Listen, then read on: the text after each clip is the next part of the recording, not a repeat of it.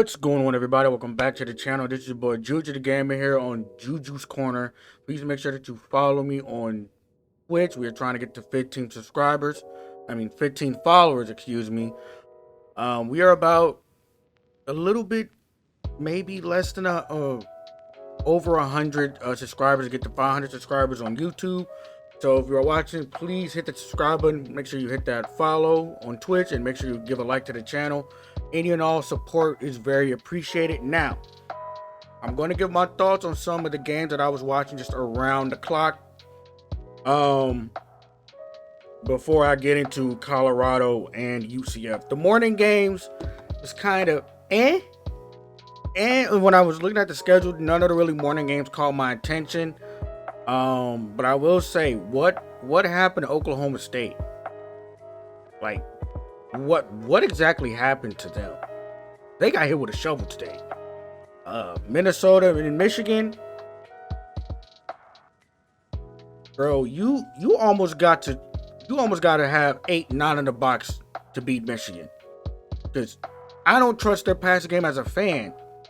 They don't trust their passing game at all. I think this is the second game in a row Alex Orr just threw for less than 100 yards. And this isn't against like USC or, a powerhouse Big Ten school, or, Minnesota is decent defensively. I wouldn't say they're towards the top of the defense, like in the country, but man, I really don't know with Michigan. All hate aside, I have no idea what to say about their team. Because they got the talent. I just don't know if they're well coached. I don't. So let's start off with USC and Wisconsin as we get into some of the afternoon games. USC turnovers killed them in the first half, and Wisconsin did a great job of capitalizing. They were up 21-10 at the first half. As you know, it's a long game. And Lincoln Riley and Miller Moss adjusted.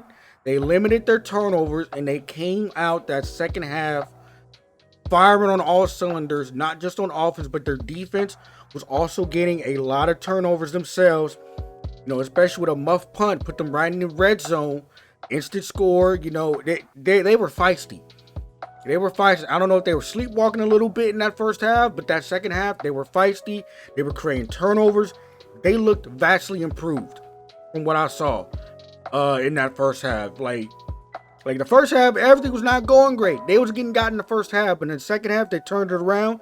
They were getting turnovers. Miller Moss was finding and hitting open receivers. He wasn't getting as pressured as much.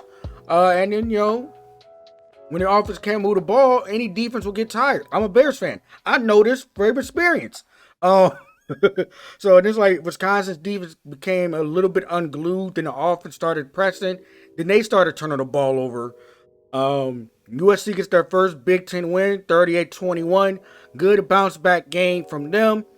Wisconsin, I don't know what y'all did in that locker room at halftime.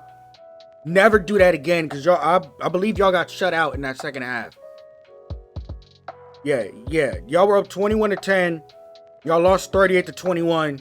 Y'all got outscored, 28-0 in the second half? Wow.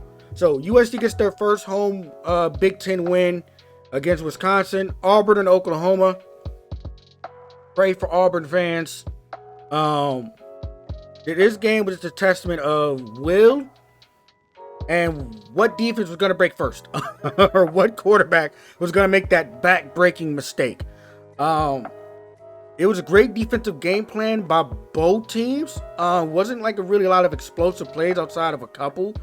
And both defense was just getting after it. Like both offensive lines was just getting pushed around.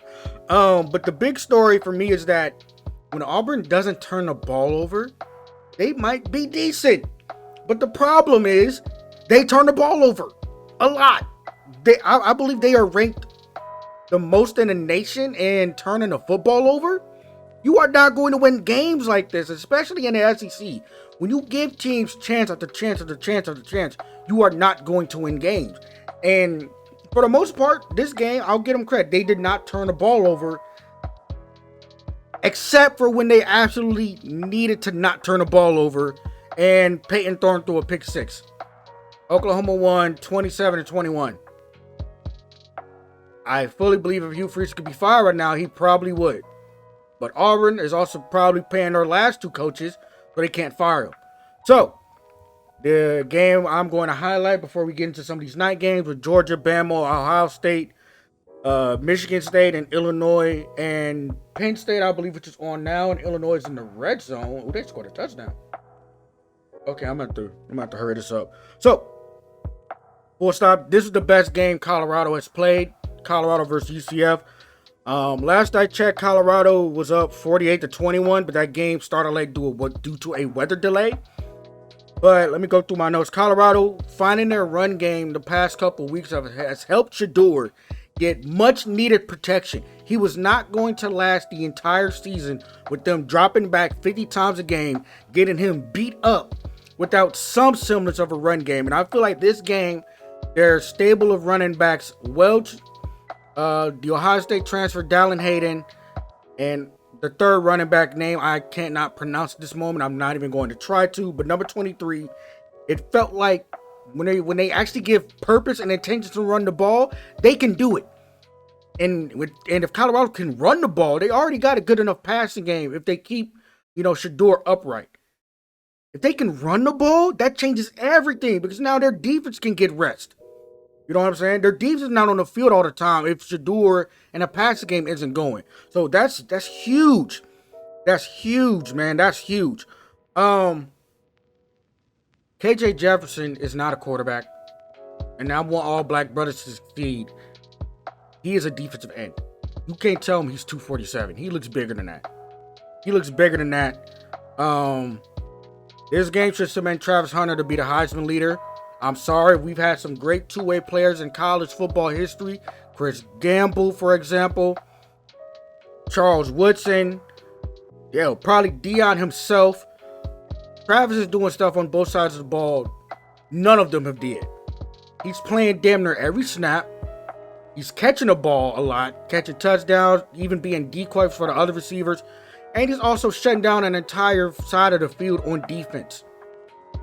He is not going further than 3 in the draft come April. He is my Heisman frontrunner. And you can tell this team has just improved vastly from that Nebraska game. You can tell on both sides of the ball, they're starting to figure it out a little bit. And if Deion can continue to hit the recruiting trail, even if he doesn't like it, hit the recruiting trail, Deion, and continues to build up this school, continue to build up Colorado, the sky's the limit because the Big 12 is not as top heavy as the SEC and the Big 10. They said today Colorado has not had a season where they've won 4 games or more since 2019. 2019, that's like what, 5-6 years? And then before that, it was still kind of just So, hats off to Deion, hats off to Prime, hats off to the Colorado Buffaloes. This was their best game of the season. This was probably their best game of Deion's tenure overall. And it was just a thing of joy to watch, man. Thing of joy to watch. People have been talking crazy about them. They came out and put on a show today. I can't say enough, man. I can't say enough. Well, if you made it this far, please make sure you leave a like, hit that subscribe button, make sure you follow me on Twitch. I'll see y'all after the evening games. Peace.